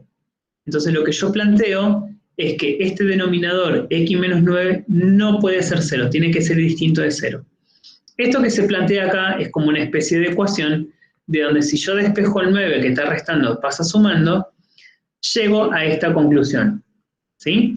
La x, mi variable de la función, no puede tomar el valor de 9 positivo, porque si esta x tomase el valor 9, me quedaría 0 en el denominador y no puedo ir por 0, la función dejaría de existir. Entonces, se dice en este caso que el dominio van a ser todos los reales, ¿está bien? Excepto ¿quién? El número 9. Es decir, para esta función racional, la x puede tomar todos los valores que se me ocurran, positivos, racionales, irracionales, decimales, todos. ¿Excepto quién? El número 9. Porque es el único valor del dominio que hace 0 al denominador y yo no puedo ir por 0. ¿Se entiende esta idea? Sí, profe. ¿Sí? Bien. Vamos con la función logarítmica, ¿sí? Aclaro nuevamente, no se preocupen porque esto después lo vamos a definir bien más adelante. Solo quiero que visualicen el tema de las restricciones. Cuando hablamos de funciones logarítmicas, ¿sí? Los argumentos, es decir, esto que está dentro del paréntesis, ¿sí? Cuando hablamos de una función logarítmica, ese argumento está definido solo para valores positivos, es decir, para valores que son mayores que 0. Entonces, si yo estoy trabajando con una función logarítmica y quiero saber cuál es el dominio de la función, es decir, quiero saber qué valores le puedo dar a esta x, lo que tengo que plantear es que este argumento, 2x menos 5, tiene que ser mayor estricto que 0. ¿Está bien? Si yo planteo que este argumento, este valor que está dentro del paréntesis de la función logarítmica, digo que es mayor que 0, esto me va a dar el dominio de la función. Esto es una inecuación, ¿sí? De donde nosotros empezamos a despejar, este 5 que resta pasa sumando, este 2 que multiplica pasa dividiendo, y entonces los valores de la función de la variable x pueden tomar valores que sean mayores a 5 medios, o lo que es lo mismo 2,5, ¿no? Por lo tanto, el dominio de esta función son los valores del intervalo que van desde 5 medios o 2,5 hacia el más infinito. ¿Está bien? Dentro de este intervalo, esta x, para esta función logarítmica, puede tomar el valor que a mí se me ocurra, ¿sí? Pero no puede tomar valores que sean menores a 2,5. Por ejemplo, el 1, el 0, el menos 2, el menos 7, ¿sí? Porque todos esos valores harían que el argumento sea negativo y el logaritmo para números negativos no existe. ¿Está bien? Entonces, de esta forma se determina el dominio de una función logarítmica. ¿Se entendió este ejemplo? Sí, perfecto. Profe, una pregunta. Pregunte. ¿Incluye el 5 medios, o sea, el 2,5? No, porque el argumento de las funciones logarítmicas está definido solamente para valores que son mayores estricto que 0. Ah, listo. Mayor estricto. ¿Está? Por eso está cerrado por el paréntesis. Exacto, por eso el 5 medio no está incluido. ¿Sí? Igual esto, repito, cuando nosotros definamos lo que es un logaritmo, vamos a ver bien por qué el argumento es mayor que 0 estricto y demás, ¿sí? Pero momentáneamente solamente tomen estas ideas. Vamos con el último. El último es una función del tipo irracional, si es una raíz cuadrada, pero de índice par. Por lo tanto, me tengo que preocupar en que el radicando, ¿sí?, de esta función tiene que ser un número positivo, ¿sí? Recuerden que las raíces cuadradas solo las podemos calcular a números positivos o igual a 0, ¿está bien? Entonces, para saber el tipo de dominio que va a tener esta función, para yo saber qué valores darle a esta x, yo tengo que plantear que el argumento, que el radicando 3x más 6 tiene que ser mayor o igual a 0. ¿Está bien? Fíjense la diferencia, que en este caso, acá el igual a 0 sí se puede establecer, porque yo puedo calcular la raíz cuadrada de 0, ¿no? La raíz cuadrada de 0 es 0. Entonces, en esta ecuación empezamos a despejar de la misma forma que hicimos antes, y concluimos que la x, la variable de esta función, van a ser valores que sean mayores o iguales a menos 2. Por lo tanto, el dominio de esta función y, en este caso, va a ser el intervalo que va desde menos 2, incluyéndolo, hasta infinito positivo. ¿Sí? ¿Estamos todos de acuerdo? Sí, profe. Sí, muy bien. Continuamos entonces, ¿sí? De esto entonces se trataba esta idea de las restricciones del dominio, ¿sí? Fíjense que depende mucho del tipo de función y de la estructura que tenga la función para poder establecer cuál es el dominio, ¿está bien? Cada una de ellas tiene sus particularidades, ¿ah? Con esto digo, si es una función racional, sé que el denominador no puede ser 0. Si es una función logarítmica, el argumento tiene que ser un valor mayor que 0. Y si es una raíz cuadrada, el radicando tiene que ser un valor mayor o igual a 0, ¿sí? Entonces, cada función tiene sus exigencias, ¿sí? A la hora de hablar de dominio, a la hora de hablar de imagen, ¿sí? Por eso esas cosas las tienen que ir estudiando. El conjunto de las imágenes, ¿sí?, se denomina al conjunto de valores que toman, obviamente, valga la redundancia, las imágenes, o lo que es lo mismo, son los valores que toma la función, ¿no? Cuando yo a la x le doy un cierto valor, cuando lo analizo en la función me da su respectiva imagen, el valor que toma la función. Esta sería la definición formal, ¿no? El conjunto de las imágenes de una función va a ser el intervalo que las i, ¿no?, los valores de las imágenes pertenecen al conjunto de los reales, tales que existe un x que también pertenece al conjunto de los reales, y esa imagen, ¿sí?, surge de cuando nosotros a la x la evaluamos en la función. ¿Ven? Esto es lo que diría la traducción formal de la definición de imagen. Esta es otra forma, ¿sí?, de definir la imagen de una forma más amistosa, si se quiere. El conjunto de las imágenes será determinado por el tipo de función que se estudie, ¿sí?, y dependerá, a su vez, del dominio que también tenga la función. ¿tá? Insisto con esto, tanto el conjunto del dominio como el conjunto de las imágenes siempre va a depender del tipo de función que estemos trabajando, ¿tá? Por ejemplo, en una función lineal, el dominio y las imágenes son todos los reales. Es decir, para el dominio y la imagen es el mismo conjunto. Ahora, si hablamos de una función cuadrática, ya no, ¿sí? El dominio van a ser los reales, pero la imagen depende de la forma que tenga esa parábola, ¿sí? Como vimos hace un rato. Entonces, el conjunto de las imágenes, vuelvo a repetir esta idea, depende mucho del tipo de función que estemos trabajando. Acá les voy a poner dos ejemplos que después vamos a volver a analizar nosotros más adelante. En el caso de que tenemos la función cuadrática x al cuadrado, sí, que la graficamos cuando empezamos la clase, podríamos decir que el dominio son todos los reales, ¿sí? Esta x no tiene ninguna restricción, puede valer el valor que a mí se me ocurra, por eso decimos que son los reales, pero cuando graficamos la función, vimos que el conjunto de las imágenes iba desde 0 hasta más infinito, ¿no?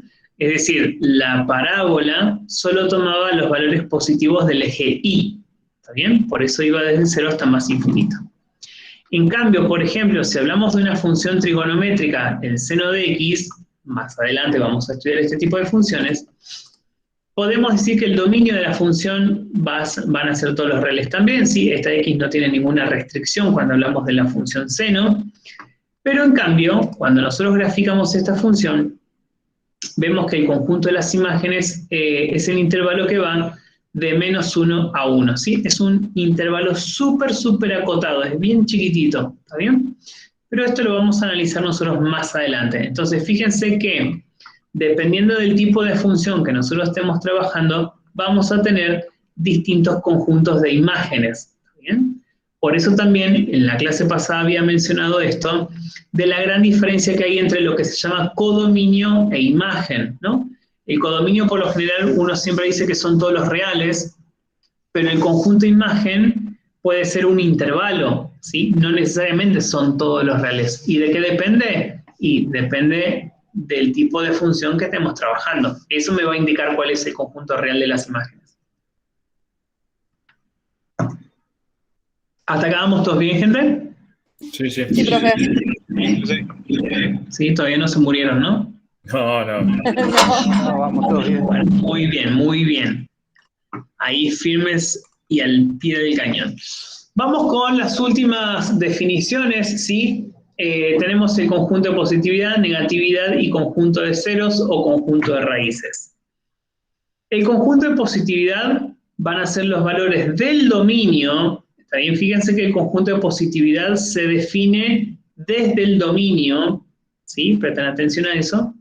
Son los valores del dominio para los cuales la función será positiva. Y esta es la definición formal, ¿sí? El conjunto de positividad va a ser el intervalo de las x tales que, esas x que pertenecen obviamente al dominio de la función, y cuando nosotros evaluamos esa x en la función, nos da un valor del tipo positivo, o sea, mayor que 0, ¿sí? Esta es la definición del conjunto de positividad. Bastante similar, el conjunto de negatividad son los valores del dominio para los cuales la función será negativa. Esta es su definición formal, ¿sí? El conjunto de negatividad va a ser el intervalo de las x tales que esas x pertenecen al dominio de la función y cuando evaluamos esas x en la función nos da un resultado o una imagen menor que 0 o, lo que es lo mismo, negativo. Y el conjunto de ceros o conjunto de raíces, ¿sí? Son los valores del dominio para los cuales la función vale exactamente 0. Es decir, el conjunto de ceros o raíces van a ser los valores, digamos, de las x, tales que esas x pertenecen al dominio de la función y cuando nosotros evaluamos esa x en la función nos da exactamente igual a 0, ¿sí? Estas son las 3 definiciones de estos conjuntos que se suelen analizar. Que cuando hablemos de funciones polinómicas, estos conjuntos, ¿sí? Los vamos a usar bastante seguido en la clase que viene. Bien, Tenemos acá, a modo de ejemplo, una parábola, si una parábola cualquiera, no importa. La pregunta primero es, ¿cuáles son las raíces de esta parábola? Menos 2. Menos 2 y 6. Estamos todos de acuerdo con esto, ¿no? Menos 2 y 6 son los valores de las raíces para esta función, ¿tá? Es decir, el conjunto de raíces. Cuando hablamos de intervalos, ¿sí? De acá hasta acá, de acá hasta acá, de acá hasta el infinito, ¿sí? Esos son intervalos, se anotan usando paréntesis o corchetes, ¿tá? Pero en el caso de las raíces, ¿sí? Como son valores puntuales, ¿está bien? En este caso tenemos solamente 2 raíces, se anotan entre llaves, ¿está bien? Acá tenemos la raíz menos 2 y la raíz 6. Son estos 2 valores, nada más. Y para no confundirlo con un intervalo, se anota entre llaves, ¿sí? Pequeño detalle en cuanto a la notación. Vamos con el conjunto de positividad. Es decir, ¿qué valores del dominio hacen que la función sea positiva? ¿Sí? Otra forma también, cuando hablan del conjunto de positividad, es ¿qué valores de x hacen que la función se encuentre por encima del eje X? Es otra forma también de pensarlo, ¿no? ¿Cuál dirían ustedes que es el conjunto de positividad? De menos 2 en adelante. ¿De menos 2? Hacia arriba. Hasta el 6. Menos 2 hacia positivo. Sería menos 2, 0 al 6, 0. Exacto. Algo así, algo así. Fíjense que acá... Profe, podría ser paréntesis, menos 2, punto y coma, 6, paréntesis. Sí, así tal cual queda. ¿Sí? Fíjense que acá, en el gráfico, sí les estoy marcando con rojo, ¿sí? ¿Cuál es la parte de la función que es positiva? Si se fijan, es la parte de la función que está por encima del eje X, ¿no? Este es el eje X y la función queda por acá por encima. ¿Por qué se dice que esta parte de la función es positiva? Y porque para cualquier valor que yo elija de x, ¿sí? Por ejemplo, para 1, la imagen es positiva. Para 2, su imagen es positiva. Para menos 1, su imagen es un valor positivo. ¿Se entiende? Para 5,5, su imagen es un valor positivo. ¿Tá? En este caso, el conjunto de positividad, entonces, es el intervalo que va desde menos 2 hasta 6, ¿sí?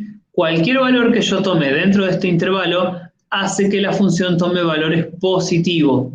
¿Estamos de acuerdo? Sí, sí. Bien. Y el conjunto de negatividad, obviamente, es lo que sobra, o lo que es lo mismo, ¿qué valores del dominio hacen que la función se encuentre por debajo del eje X, ¿no? En este caso se los estoy marcando con azul, ¿sí? Son la parte de la parábola que se encuentra por debajo del eje X. ¿Y cuál sería el conjunto de negatividad acá? Y paréntesis menos 2, infinito, menos infinito, y paréntesis 6, más infinito. No, yo diría menos infinito al menos 2 y del 6 al más infinito. Claro, arranca con menos infinito a menos 2. Claro. Ahí viene otra aclaración que está bueno hacerlo, ¿sí? Cuando hablamos de intervalos, siempre se nota del valor más chico al valor más grande. ¿Está bien? Y en este caso, el primer intervalo, ¿sí? Que va de menos infinito hasta 2, el menos infinito es un valor mucho más chico que el menos 2, porque el menos 2 está mucho más cerca del 0 y el menos infinito está súper lejos. Entonces, el menos infinito sería un valor mucho más chiquito, ¿no? Entonces, el conjunto de negatividad sería desde menos infinito hasta menos 2, ¿está bien? Unión, ¿sí? Desde 6 a más infinito. ¿Está bien? Porque como estamos hablando de conjuntos, ¿sí? Los conjuntos, yo no puedo decir este conjunto y después este conjunto, sino que, como estoy hablando de conjunto de negatividad, es como una suma, ¿no? Es este conjunto más este, por eso se usa el símbolo de la unión, ¿está bien? Así nos quedaría el conjunto de negatividad, positividad y raíces. Vamos a definir ahora lo que es el intervalo de crecimiento y decrecimiento de las funciones, ¿sí? Vamos a leer, digamos, la definición coloquial, ¿sí? Porque la definición formal, si bien se las voy a presentar, es medio complicado de entenderlo porque se define a través de una comparación, ¿sí? Vamos a decir que el intervalo de crecimiento, sí, son los valores también del dominio para los cuales la función está creciendo, ¿sí? Esto que está acá es la definición formal, ¿sí? Se los voy a leer, pero solo para que les quede el registro, pero en realidad quizás no es tan sencillo como las otras de entenderlo, ¿no? Lo que se dice acá es que tomamos un valor A cualquiera que pertenece al dominio de la función y lo que está sucediendo es que si yo tomo un valor cualquiera X y ese valor X es mayor que A, entonces tiene que suceder esto para que la función sea creciente, ¿no? Si la imagen de X es mayor que la imagen de A, entonces la función está creciendo, ¿sí? Entonces, por eso la definición del intervalo de crecimiento se hace a través de una comparación, ¿no? Yo tengo que agarrar dos valores y si la imagen de uno es mayor que la imagen del otro, entonces la función está creciendo. Una cosa así estaría diciendo esto, ¿no? Y el intervalo de decrecimiento serán aquellos valores del dominio para los cuales la función está decreciendo, ¿está bien? Algo similar que el anterior, ¿sí? También se define a través de lo que es una comparación, ¿está bien? Si un valor de X es menor que un valor de A del dominio y la imagen de X es menor que la imagen de A, entonces eso significa que la función está decreciendo, ¿está? Lo más sencillo para analizar estos intervalos es viéndolo gráficamente, ¿sí? Tomando el ejemplo mismo de la parábola anterior, ¿sí? Vamos a analizar estos intervalos. Y acá hago una pequeña aclaración. Todos los gráficos en matemática, en estadística, biología, economía, física, no sé, el área que se les ocurra donde hayan gráficos, ¿sí? Todos los gráficos se leen de izquierda hacia derecha. Todos los gráficos, ¿sí? De izquierda hacia derecha. Siempre se leen en ese sentido.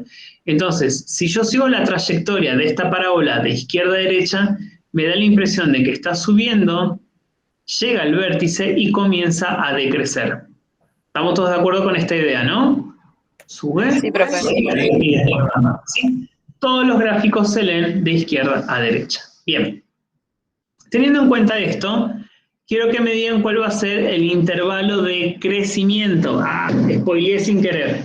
¿Cuál va a ser el intervalo de crecimiento? Es decir, qué valores en el dominio, ¿sí?, hacen que la función esté creciendo. Desde menos infinito a 2. Positivo. Desde menos infinito a 8. No, a Ojo, 2.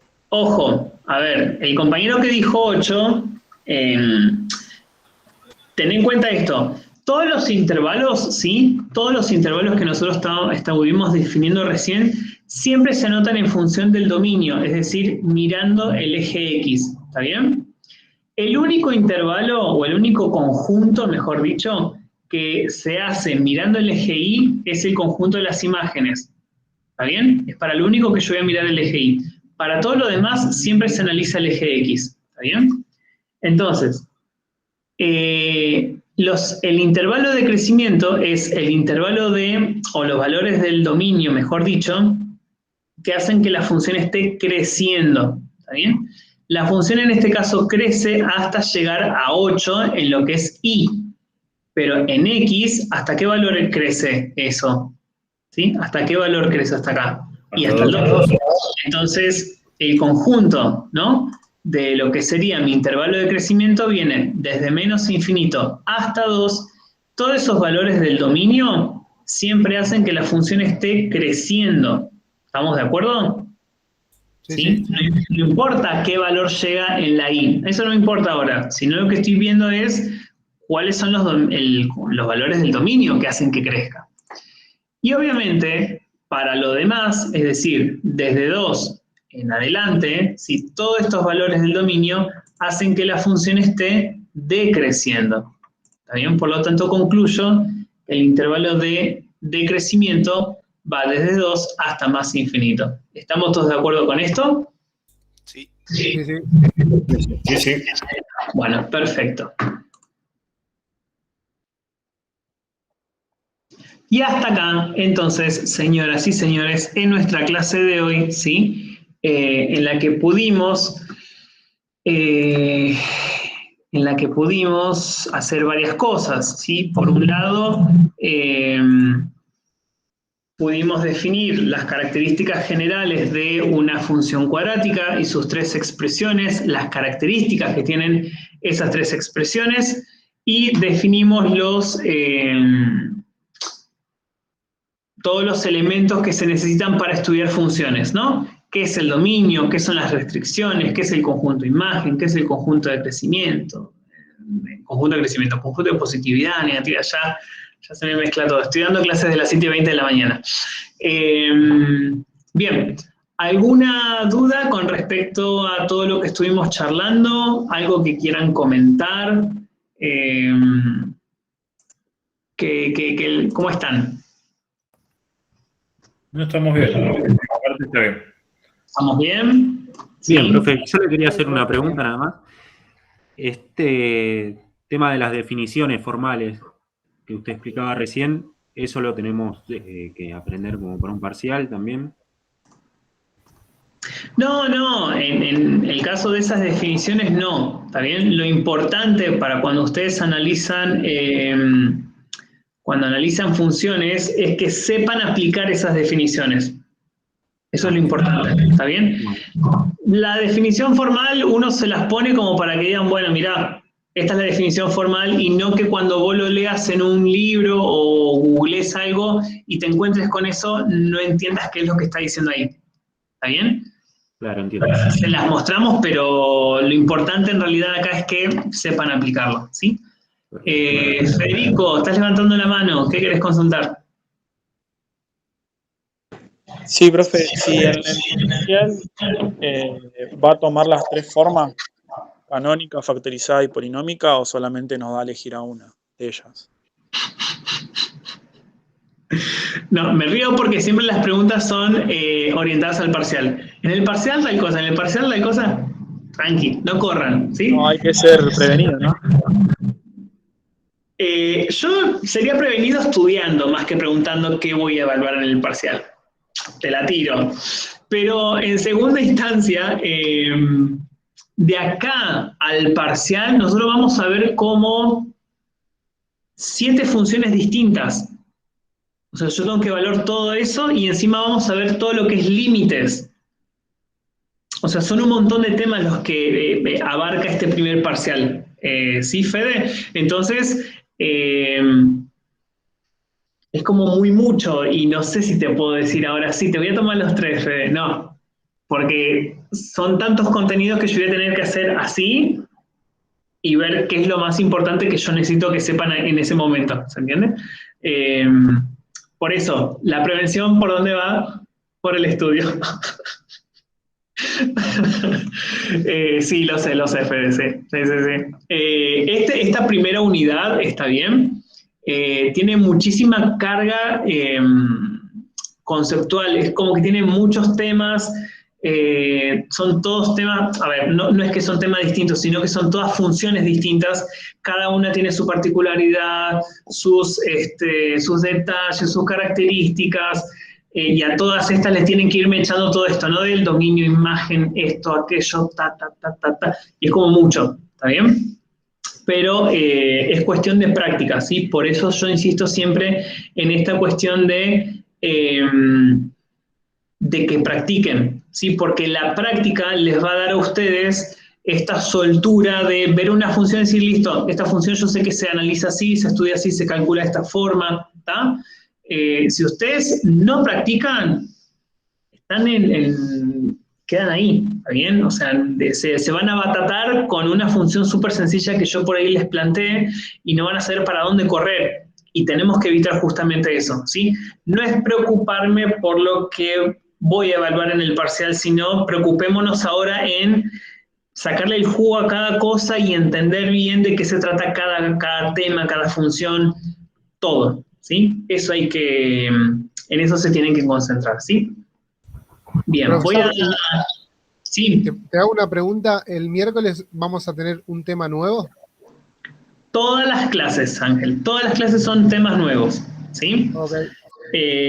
Si se fijan, ¿sí? Esto lo vuelvo a comentar, si se fijan en el cronograma que yo les subí en el campus, ahí tienen clase, tema, clase, tema, clase, tema. Está todo detallado ahí, que es lo que vamos a ver en cada clase, ¿sí? Yo no me voy a ir de ese tema, de los temas que están planteados en cada uno de las clases, ¿está bien? O sea, ustedes ya hoy pueden estar viendo qué es lo que vamos a ver el jueves. ¿Jueves? No, el miércoles, ¿sí? Ya pueden estar viendo qué es lo que vamos a ver. Y en el caso de que falten alguna clase, ya saben qué temas se están perdiendo. Está todo organizado, gente. Todo. ¿Está? Bueno, voy a parar la grabación así está lista. Total, esto sí no.